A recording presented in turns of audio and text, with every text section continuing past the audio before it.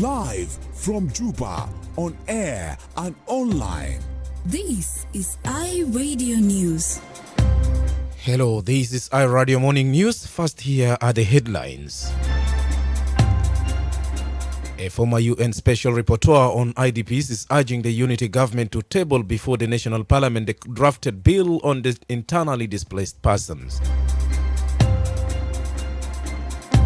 A renowned farmer in Reng County of Upper Nile State is calling on the national government to invest in agriculture to help improve the economy.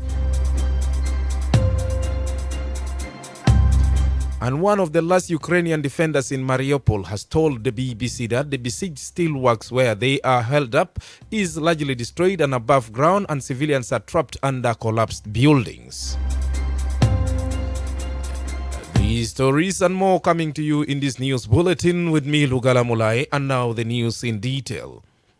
A former UN Special Rapporteur on IDPs is urging the unity government to table before the National Parliament the drafted bill on the internally displaced persons. Between 2018 and 2019, Professor Chaloka Beyani supported the government to draft a bill on internal displaced persons in South Sudan. The bill states the government approaches on the protection of internal displaced persons across the country. It also provides for a society approach to durable solution and provision of a framework on protection and assistance for IDPs within South Sudan. Okot Emmanuel has more on this story. For the last 2 days, the UN Refugee Agency, UNHCR, engaged the lawmakers on the advantages of domestication of the Kampala Convention. The African Union Convention for the Protection and Assistance of Internally Displaced Persons in Africa, dubbed as the Kampala Convention, calls on the member states to refrain from, prohibit, and prevent arbitrary displacement of populations. It also discourages political, social, cultural, and economic exclusion and marginalization that are likely to cause displacement of population or persons by virtue of their social identity, religion, or political opinion. This week, lawmakers discussed issues related to the Convention on Statelessness and the South Sudan Durable Solutions Strategy for Displacement. During the deliberation, the visiting former UN Special Rapporteur on IDPs and member of UN High-Level Mission to Libya praised effort by South Sudan authorities in restoring peace in the country. However, Professor Chaloka Beyani urged the unity government to pass the IDPs bill to ensure full protections of the displaced persons. Tremendous efforts have been made, to build peace, consolidate peace within South Sudan through the revitalized peace agreement, the reconstitution of the government, the transition of parliament itself. And so it's important to consolidate on that and for the government to move the bill forward, to parliament. For the IDPs who were hugely consulted during the process of making the bill is indeed their tool that helps them to restore their rights, to restore their livelihoods as South Sudanese citizens, and to be able to resume those livelihoods again. Meanwhile, the UNHCR Assistant Representative on Protection in South Sudan says having such laws will help the government to have a clear responsibility and coordination mechanism on issues related to IDPs. Alejone Abebe spoke to iRadio in Juba yesterday. We say if you have a law, the right of IDPs becomes clear for government officials. You will have a clear responsibility of the government where citizens can see, okay, the government in its own law says, I will allocate resources. Where are these resources? You will see which ministry has what responsibility. You will see clear coordination mechanism so that there won't be confusion among different ministries and between central government and county level or state level. So as we even struggle to respond to ongoing emergency in South Sudan or any other places, it's very important to have this legislation because it's really also provide long-term solutions, early warning system. For his part, the chairperson of Legislation and Justice Committee at the reconstituted TNLA, Honorable James Mabor, assured the Refugee Agency of their commitment to enact the law. Well, we see that we are sufficiently advocated by the institutions that are responsible for the IDPs and the refugees. And when the bills come to us in the Assembly, for sure, we'll work to see that they are passed and also budgeted for in their implementation. A According to the UN Refugee Agency, South Sudan hosts some 330,000 refugees and asylum seekers, mainly from Sudan. The country also has 2 million internally displaced persons due to conflict, insecurity, and the impact of climate change. The agency adds that over 500,000 South Sudanese refugees have returned to the country since the signing of the revitalized peace agreement in 2018. Reporting for iRadio News, I am Okot Emmanuel. The commissioner of Magui County in eastern Equatoria State says his community needs more time to heal for the planned reconciliatory dialogue to take place. This comes after a 2-day visit of the Deputy Minister of Foreign Affairs, Deng Dao Deng, and other government officials, including the UN agencies, to Magui County on Tuesday. The visit aimed to reconcile and console the natives and reinforce peace and stability in the county in the aftermath of the recent cattle-related violence in the area.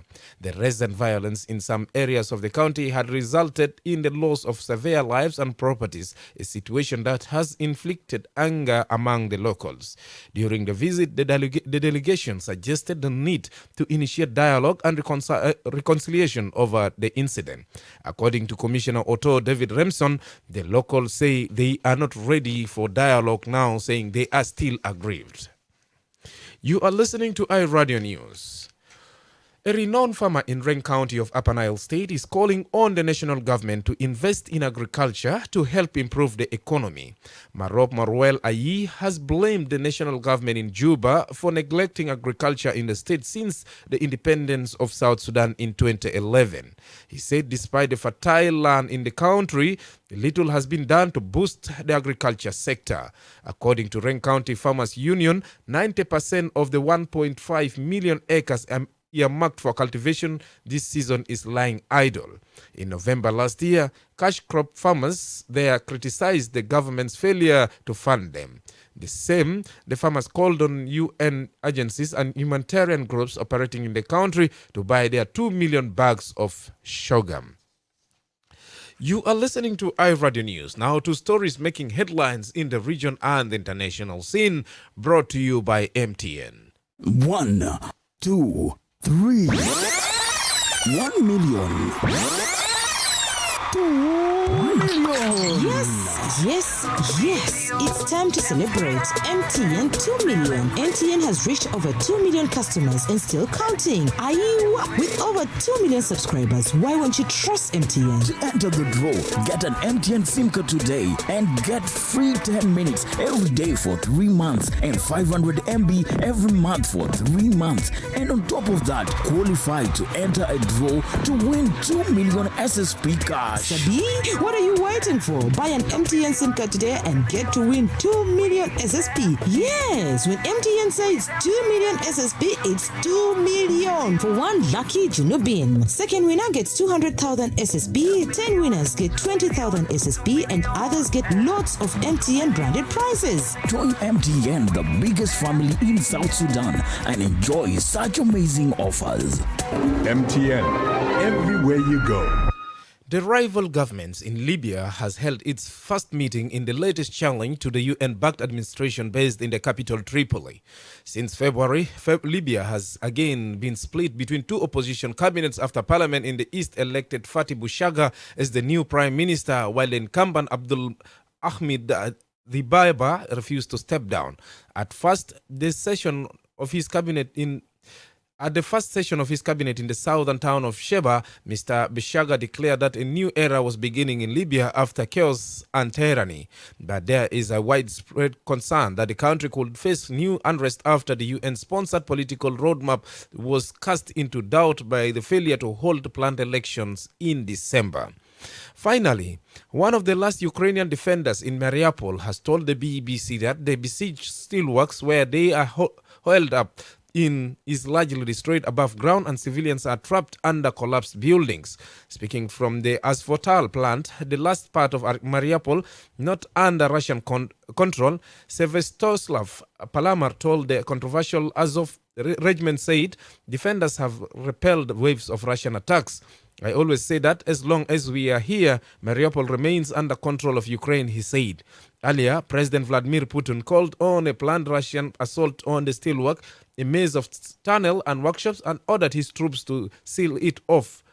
Instead, block off this industrial area so that a fly cannot pass through, he said.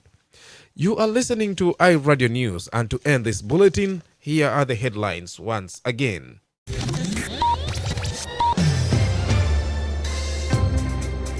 A former UN Special Rapporteur on IDPs is urging the unity government to table before the National Parliament the drafted bill on the internally displaced persons. A renowned farmer in Reng County of Upper Nile State is calling on the national government to invest in agriculture to help improve the economy. And one of the last Ukrainian defenders in Mariupol has told the BBC that the besieged steelworks where they are held up is largely destroyed above ground and civilians are trapped under collapsed buildings. That is the end of iRadio Morning News. If there's a story or an event you'd like iRadio to cover or report about, please send us a text message on +211 912 986 986. It's also our WhatsApp number. Follow us on Twitter at iRadio Juba. Like our Facebook page, iRadio. You can also visit our website and listen to us online at www.iradio.org. Stay tuned for the news in Arabic at the top of the hour. I had been Lugala Mulai. Thanks for listening.